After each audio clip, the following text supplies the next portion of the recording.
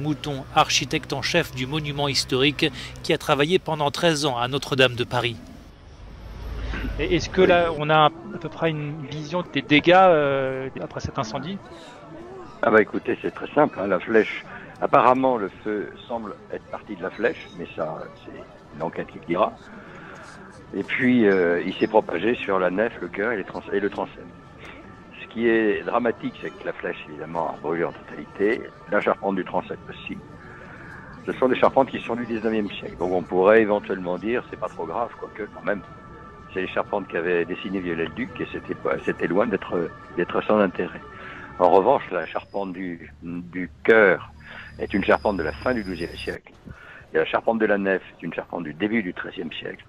Et il y a une espèce de filiation entre les deux. Alors ces deux charpentes sont effondrées. Et on avait cru à un miracle jusqu'à maintenant, puisque en se disant, la cathédrale traversait tellement de vicissitudes, c'est quand même un miracle que ces charpentes soient encore debout. Et ben voilà, ce soir ça s'effondre. Donc ça veut dire que là, ce sont des éléments qui sont vieux de 6 ou 7 siècles et qui sont partis en fumée. Absolument, c'est rarissime, c'est une des parties les plus précieuses de la cathédrale.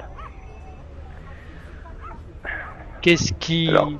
Alors là, le feu a pris donc sur le toit. Est-ce qu'il y a d'autres éléments qui risquent d'avoir brûlé dans la cathédrale?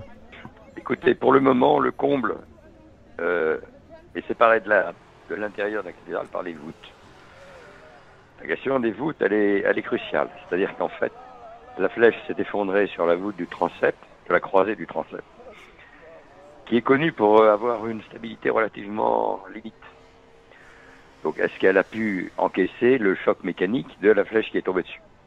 Première question. Deuxième question, les bois ont continué à se consumer sur la surface des voûtes. Ça veut dire que les voûtes ont été calcinées et elles se sont donc, en étant calcinées, elles ont perdu de leur résistance là où justement elles sont en compression.